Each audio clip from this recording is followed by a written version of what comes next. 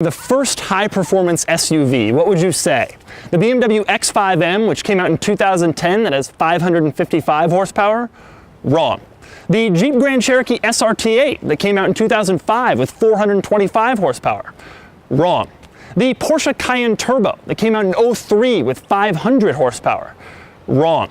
Those are all wrong. In fact, the first performance SUV is actually this, the GMC Typhoon, which I've borrowed from a reader named Steve here in the Philadelphia area.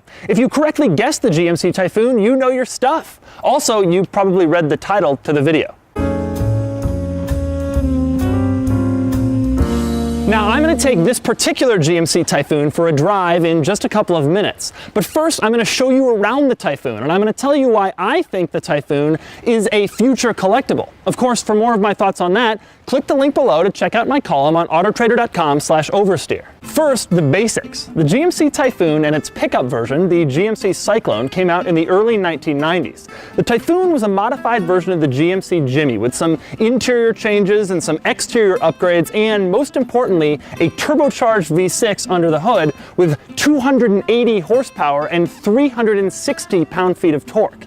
The result was 0 to 60 in just over 5 seconds, which was roughly the same as the new Ferrari at the time, the 348. This is crazy. It would be like if the 2017 GMC Terrain had a version that did 0 to 60 at the same time as the Ferrari 488 GTB, 2.9 seconds. It was that crazy. Except it was actually weirder than that because the Typhoon made absolutely no sense. Back when the Typhoon came out, performance SUVs weren't common like they are now. It showed up a decade before the Porsche Cayenne, 8 years before the BMW X5. When the Typhoon came out, there wasn't even a Jeep Grand Cherokee. At the time, SUVs were big, slow, lumbering gas hogs that were loud and large. And then GMC comes out with one that accelerates at the same pace as a Ferrari. It was mind-boggling. Now, if you're a car enthusiast, you may already know about the Typhoon, but with less than 4,700 built over a 2-year period, you may have never seen one up close. So today, I'm going to give you a little tour of Steve's Typhoon. Climb inside the Typhoon and you're immediately struck by two things. One is all the reused General Motors bits and pieces. The Typhoon started at $29,970 back in 1992, which is equivalent to almost $53,000 today.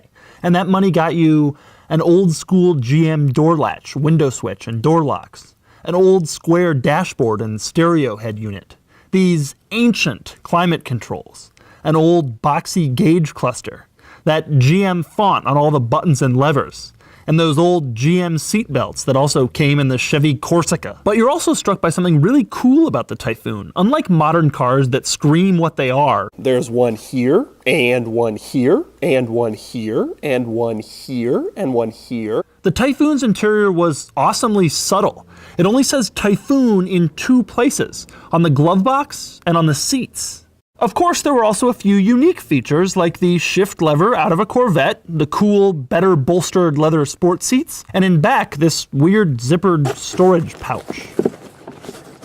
Okay, tour over. I want to get this thing on the road. All right, so we're driving the Typhoon. This is Steve. Steve owns the Typhoon. We're going to take this thing out and have some fun, but not too much fun because we don't want to die. I've always wanted to drive one of these, ever since I was a kid and I knew what they were on. So does anybody notice this on the road? Does anybody say like, yeah, it's like Typhoon? Not too much. You get occasional thumbs up, but pretty rare. So cruising, it seems pretty, I mean, it's comfortable. Right. The seats are nice and comfortable. You would think it would be sort of like high strung, but so far it's like, you're just kind of chilling. When you're not in the turbo, it's just like any other SUV of that. Jimmy. Right. What are these things generally worth? What is a nice one of these worth? I think you want a nice one that has decent mileage under 50,000, stock, original. You're probably looking at around $15,000. Ultra low mileage, that's something, below 20,000 miles. You're above the $20,000 mark. So when you enjoy them, I mean, do you do back road? What do you do with a Typhoon to have fun with it? Do you do back road driving, or do you just take it to the store and look at it? Yeah, well, I mean, the meets, like I said, going to the club events. These are guys who really appreciate these things, who have owned them for years and know them inside and out. We're kind of cooler than just about anybody on the road, don't you think? I mean, really. I think this is one of the cool. When I see these things, which is like a once a year occurrence on the street, is like, oh, that's the guy. So I flip out. All right, here goes. Go ahead. Whoa! Yeah, baby. Wow, that's impressive. That's really impressive. I guess, I mean, 0 to 60 in 5 point something. I guess I should have known that. But when you see him, it just doesn't look like it's going to happen, right? The thing is, when you have that kind of acceleration, you expect handling to match it, and that's not really quite the case in this car. It is a little vague, on center especially. It's vague. I can move it a little bit without much change in direction, and it's a little floaty for sure. And it's easily corrected with a different shaft and a different box, but and a lot of guys do that. I like things as stock as possible, and they seem to break less when you just don't mess with them. So at the end of the day, it's a 24-year-old truck. So back in the early 90s, you know, this tight handling that we're all used to was not like the kind of, you know, it just didn't happen on any vehicle, let alone like, we're gonna try a performance SUV and see what happens. So there's not much sound to it. It's not like a big rumble, you know, like this Ram SRT 10, that kind of, but obviously it's a V6, it's a turbocharged V6. Right, there you go. Man, it's surprisingly quick. I knew it would be quick, because that is, right? That's just like, we know it's, but I don't know, it's an old truck. You don't think it's gonna be anything special. It definitely drives differently from a modern vehicle. And the turbo lag is one way, like, right? Like I wasn't expecting it to be quick because we're driving around town and it's just normal.